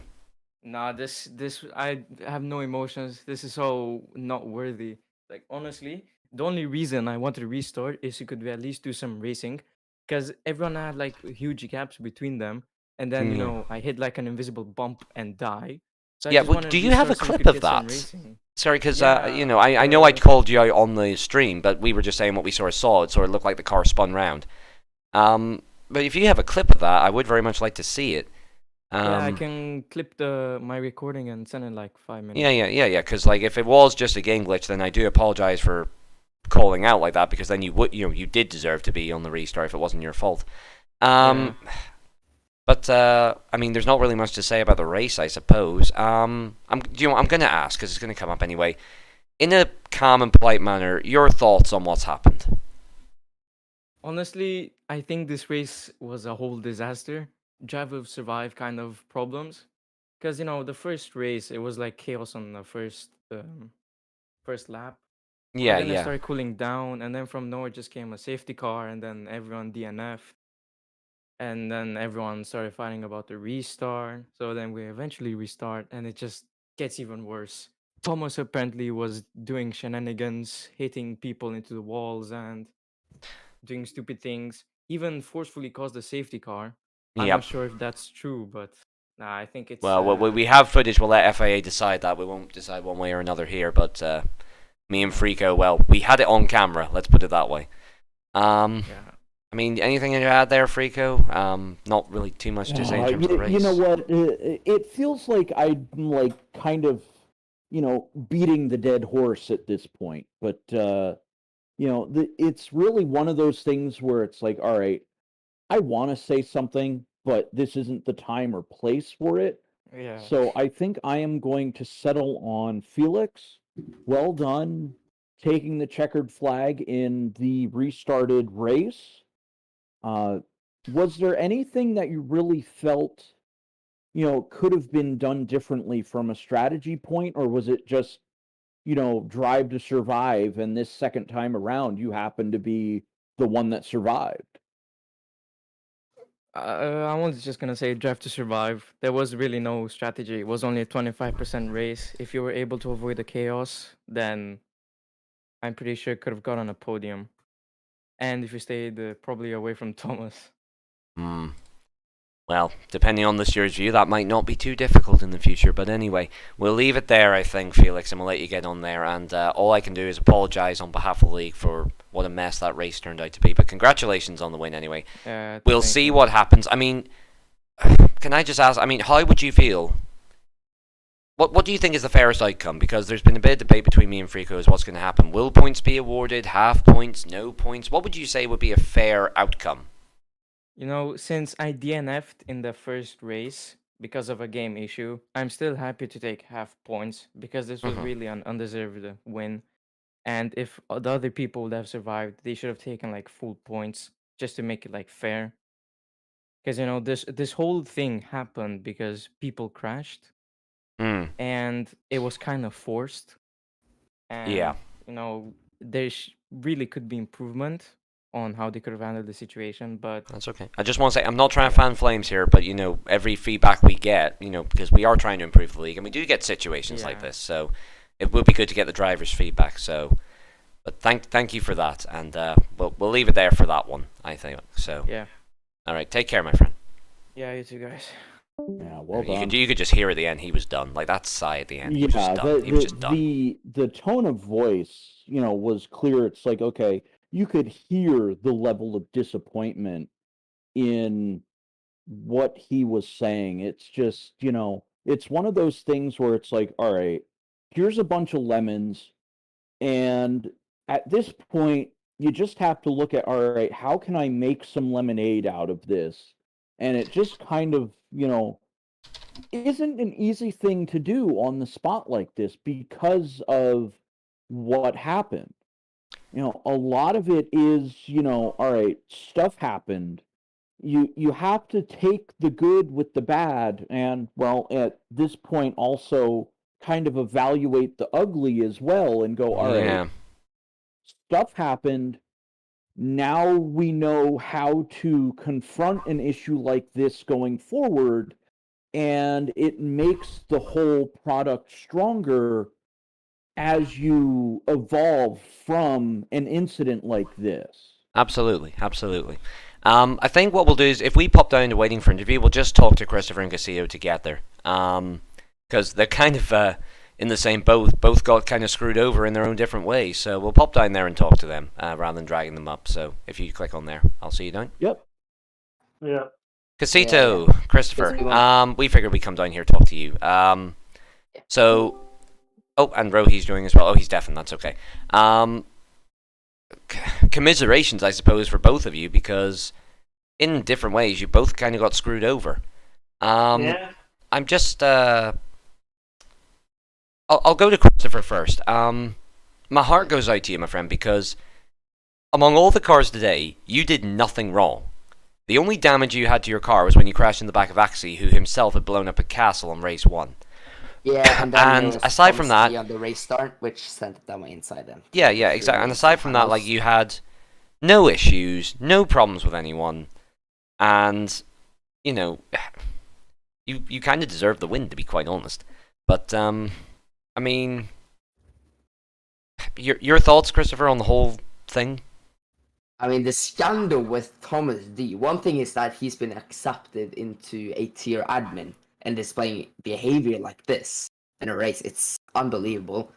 And as well, just generally with the safety car incident, taking Casito out. Well, no, I want to stress, he didn't take Casito out. Or at least we don't know of that for certain. He didn't take me out. He did push me into a wall. That He led pushed to you into a wall, but damage. Yeah. But we have footage of a safety car incident, and again, we'll wait for FIA confirmation on that. But we'll leave it at that. So, but yes, the standard of driving, I would agree, was not good. Yeah. I will say that I was looking forward to have a fight with a clean driver in the first race, which was Casito. Yeah. Because I think, personally, like, if you want entertainment and people to stay in the race, you should find drivers that cannot crash in the wall. Well, Like- I mean, funny enough, we were actually talking about this whole argument of like entertainment versus spirit of competition earlier, weren't we, Frico? And Yeah, we were were. saying how, in terms of an entertainment thing, the restart was the right decision. But in terms of competition, yes, you guys got done over really dirty. Yeah, if it's a restart, it would be like a red flag, and me and Casito should have started on the front row. I would agree with that. Actually, I'd agree. And then start with whatever the order was behind. Mm. Like who DNF'd first would obviously start last. And then Yeah. go Well, up. Rohi, because he didn't actually start the first race, Yeah, but he was Rohi, at the yeah, back but- anyway. So Yeah. yeah. Yeah, by the drivers who couldn't keep it out of the wall. Yeah, I mean, we were having that conversation, in terms of competition, it did stink of the wrong things, but in terms of entertainment, could we have done a race with 3 drivers? Realistically, probably not, so... Well, it ended up that way anyway. I was going to say, yeah, Casito, I don't know what to say, man, at this point. What's up, I'm stuff? just Now, hold on, can I fed just up. ask that we keep it respectful in the chat, please? Yes. That we keep, no swearing, can we just keep it, it's FIA is open, it'll be posted there, and from what I've seen, Thomas D won't be getting away with anything here. So, but I'll leave that to the FIA. Say your piece if you want, Casito, but if it does get too heated, I'm going to have to cut you off, okay? Well, I'm just fed up with this entire driving standard. Like, of course, it's not happy for people that they crashed out of first race. We do restarts. I myself made a mistake in Castle, but on the restart, I just think it was completely ridiculous to not leave any space on the outside. And yeah, with the Thomas incident, I don't even want to talk about it because it's that ridiculous. I don't even have word for it. I mean, understandable. I mean, we were struggling to find something to say there as well during the whole thing. I mean, I'm just so here in to your have mind, I fun times. suppose. Sorry, go ahead. I'm just here to have fun times. I literally didn't care anymore about the points after the restart. I just wanted to have a fun race, and if that just gets taken away, I don't know why I should be still here. To be very clear. Well, we would really much like you to stay here. I'm gonna stay, but yeah. Thank God. Well, what I'll say though, what I think would be fair is that me and Casito at least get half points for actually staying alive in the first round. Mm-hmm. And as well, like, with the Thomas D scandal, I still don't get it, because the driving standard was obviously very horrible, as we talked about, but as well, just the thing about the driving as well, he was 40 seconds behind before the safety car. And then he ended up 20 seconds behind me after, what, like 4 laps of racing? Yeah, I mean, we were looking at trying to figure out why did he even, pull the safety car, because from what we could see, and I think you'll back me up on this, Faco, is he had no damage. He had no damage to repair, so he wasn't getting anything for a pit stop, and he was, he was in third place anyway. So, I don't know. I also I'm sorry. I'm sorry to be sounding like I'm aggressive one, but I am calling him out here. He just said, "Guys, it's a freaking shit." Sorry, I nearly swore there. Show. Why do you care? Well, if Thomas is listening, I would like to say the reason why we care is because we all enjoy racing, and we want to race properly. If you want to behave that way, then go into public lobbies. But in any league, I'd like to think the main thing we pride ourselves on is clean and proper racing.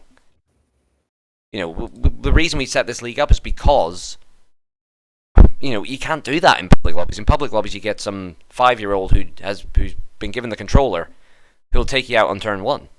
Yeah. So we set up for clean, honest racing, and as much as I hate to say it, that's not what we saw today. That is not what we saw today. Yeah, and I would especially like look for more in someone that is now a Power F1 staff.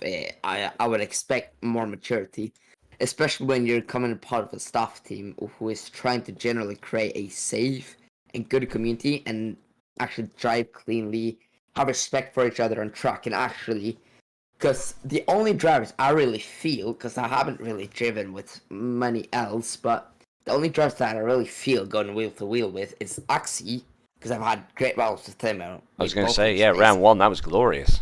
Yeah. Yeah, and Casito as well. Those and Rohi is the only 3 that I really, really, really trust when going on track. I mean, I think you could trust Christopher for what it's worth. The problem was he's just not had the equipment at the minute. First 2 races he had mechanical problems. One of his gear shifters fell off in round 1. And on this race, obviously, between the safety cars and the restarts, he never really got much of a chance to race wheel to wheel. But for what it's worth, I would vouch for him in terms of his racecraft and ability. So, at least I was sitting with champagne up my ass, so I'm not complaining about that. Yeah, there you go. But anyway, I think we may as well leave it there. FIA reports are coming in now, and I suppose my main apology, as well as to the drivers, goes out to the viewers, because this is not what we wanted people to see. We want people to see, even with 6 drivers, a clean and honest race. And unfortunately, that's not what we got today. Be it between technical difficulties or driver behavior on track, it's not what we want to showcase week after week. We didn't. We showcased what we wanted to in the first 2 weeks, and hopefully this is just a one-off incident that hopefully we can improve upon for the future. But my apologies go out to the viewers and to you drivers here, because this is not what any of you deserved at all. I agree. I'm not even mad about the points. I mean, I finished a fucking race and it was in Baku. Like, in theory, I would have been like one of 2 drivers to finish a race, in theory. But I was like, Casito got absolutely shafted, and I'm not even sad about the points. I'm sad that I didn't get to race him. Yeah, there you go. Well, I think that says it all. That that's the racer in you talking. That you just wanted the battle, win or lose. You wanted the battle, and that's what we like to hear. Like when you lose, when it's not even your own fault, it just takes the joy out of racing. I would agree, absolutely. But anyway, we'll sorry. Yes, go ahead. Do you have the full race replay? Well, I've been streaming, so I didn't think you caught it on stream. No. The incident in turn 1 with me. Oh no, I didn't. Unfortunately, no. And unfortunately, because I was only a spectator, I can't take a race replay. Oh. When we exited that first race, all I got was a race director. So unfortunately, I can't actually save the replay. And yes, we did miss turn 1. We did miss turn 1 because of the camera angles. Unfortunately. Can maybe ask Hanos. I'm sure he'd be happy enough to provide footage. Yeah, because I don't know if anyone's getting penalized for race 1. I genuinely don't know, because it never really happened anyway. So, but we'll leave that to FIA to decide. You can put it in anyway if you want, but we'll leave that for FIA to decide. And speaking of leaving it, I think we will leave it there. But we'll leave it on that. Well, let me know that we leave it on a positive note that Next week will be better. you know that we have drivers here who just wanted to race, and hopefully we will get more than enough chances in the rest of the season to see that. And, you know, And I also finished on the podium. well, that too. You finally got up there, Christopher. And it was in Baku too, bro. It's so sad that we can't have Monaco, but I wondered when I joined Wait, the really? league, why... Really? We're calling out Monaco here? I don't know if you really want Monaco, mate. I'm just saying. I'm just saying. The thing is when we saw what happened with all the crashes and stuff, I think I kind of now I understand why we don't want Boys, Monaco, because it's can I bad have a sec, please? for Oh, hold on. FIA has yeah. joined us. Don't worry about Mr. it. So, George. we already took care about Thomas D. I spoke with Ricky. I spoke head of FIA. We already made a decision. You'll see what it is when everything goes public. But I just want to say sorry for the race and the whole what Oh, happened. language on stream. Language, boy. Oh really? Wait, I'm sorry. Naughty FIA. Naughty. Yeah, I'm wait, sorry. wait. I'm sorry. I just want to say sorry about all this. And yeah. No. I mean, it's not your fault, George. You know, it's no one in FIA's fault. Nope. It's one of those things that happens, and as we were saying earlier, we'll learn from it. We'll develop. We'll grow stronger as a league. Yeah, we already took action about Thomas D. And yeah. Excellent. Don't worry about it. Yeah, can I just say one thing? Yes. Before, please. the restart. Yes. Why did we do quali grid and not how the grid was from race 1? I know that because you were first, I guess. No, that was on the Casito. Second. That was you were second. I see why you didn't want to do quali grid, but since it was a restart and only 2 drivers were racing, okay, it wouldn't be fair for the rest. So I just did the quali grid. Either way, you guys were only 6. I know it's annoying to start on the back, especially on Baku, but that's how we do it for a lot of seasons. We never did a grid on the way the race was before we did the restart. The grid, if you know what I mean. We never did something like that. So because I stepped in last minute because the admins are busy, I stepped in last minute. I decided to take it on me and just deal with it and make it as a quali grid. So it's fair and square for everyone. I know it's not fair for you, but that's how we have been doing it for a while now. I think, Okay. if I may butt in, I think the reason that some people were a bit confused about it is we generally go by FIA rules, and as far as I recall, I could be wrong, but after I think about 2 laps, if there's a red flag, you go by the order that the red flag was 2 laps prior, I think is the way it goes. Now, so or even just the way it was whenever red flag was called. So I think that's why some people were a bit confused as to why are we going back to race grid format.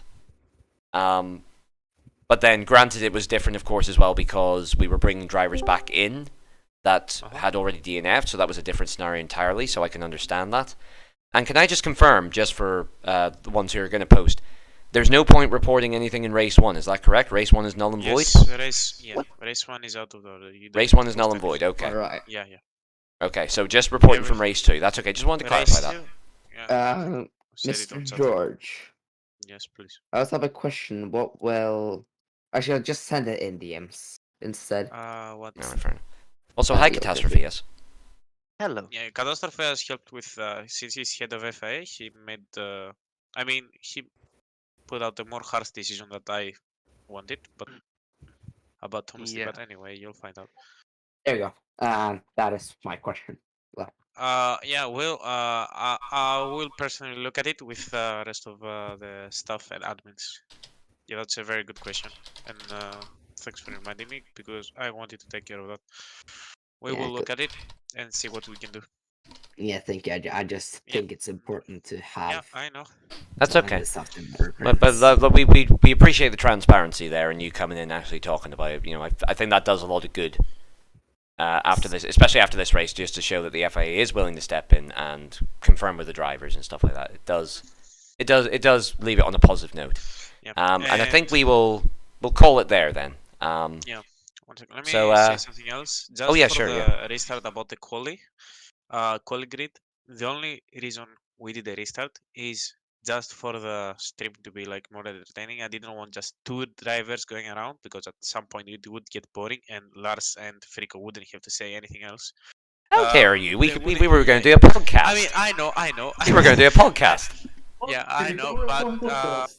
I just wanted like to give a second chance to everyone because it's not nice to have two drivers racing, and I know it's not the best, the most entertaining thing. So Yeah. I just wanted to give a second chance to everyone. It's not that people had issues, at least from what I saw. We just wanted, as I said, I just want to give a second chance. So So Yeah. if we'd had, say, all 6 drivers finished, can I just confirm, what would the situation have been with the points in that regard? Would those who have DNF been given half points, or would they have still been awarded full points? people, the DNF will not get any points. On the previous, people who DNF'd on the previous race, I mean.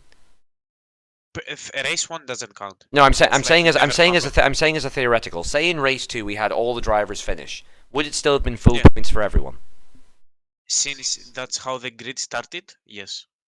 Okay. If it was a 20 grid, like 20 drivers, and we finish with 6, then it changes. But since we had 6 drivers from the start, it's like 6 drivers. It's 100% of the drivers finishing the race, if you know what I mean. Fair It's not enough. like that half a grid finished and Well. 25% of it finished or anything.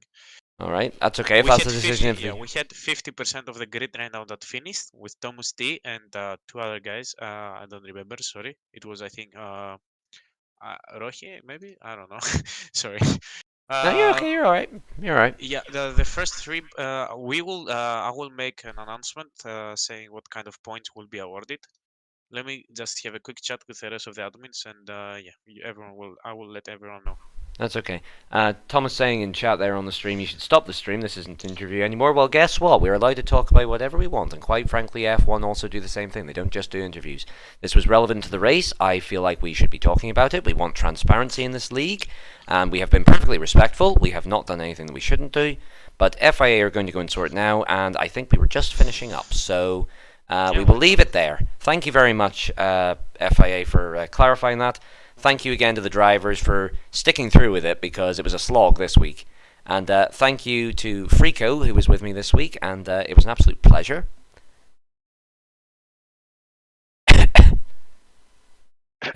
He died. I think he's dead. I'm here. I just muted my mic so that way I didn't say anything to get everybody into trouble, shall we say? Because I kind of had to bite my tongue a couple times, and I'm like, oh boy. Yeah. So basically, what we're establishing is I'm the Murray Walker. You're the James Hunt. You're like the you've all seen the clip. It's like the reason I'm driving so slowly is I'm not used to turbo cars. And then Hunt going, and all I can say to that is bullshit. You're the James Hunt of this team. You're the James Hunt of this duo. There you go. Yeah, I definitely had an opinion, and I'm like, okay, this is one of these things that I just need to bite my lip, keep to myself. Well, hold on. Tell you what, bite your lip for a few more seconds, and once I'm done with the stream, you can tell me in full glory. But anyway, we'll leave it there. We'll definitely leave it here. So. Thank you very much, everyone, for watching, and hopefully next week we'll have just a regular, good old-fashioned race, because if I bring up the calendar, actually, I believe next week we're off to Canada, which is it's an okay one. I believe the drivers quite like that one, so No, real quick, anyone thoughts on Canada? Personally, I love it. I love Canada. Absolutely hate it. Okay, fair enough. Casito, your It's a thoughts? fun track. Please remove Canada. Yeah. Raphael just pops. He's like fucking Daniel Ricciardo. Just jumps in the background. He's like, please remove Canada. Yeah, remove Canada. What's wrong with Canada? I love Canada. Leave it alone. Replace Canada with Monaco. Yes, No. Monaco, please give us Yes, redemption. Monaco. I Yeah, can't we imagine put that how this would end on Monaco, please. Right, we'll let these ones debate it until next week, because that's probably how long they'll keep going for. Until then, everyone, it's goodbye from me, and it's goodbye from the drivers and Frico and the FIA. Until then, take very good care of yourselves, and we'll see you next week. Have a good night, everybody.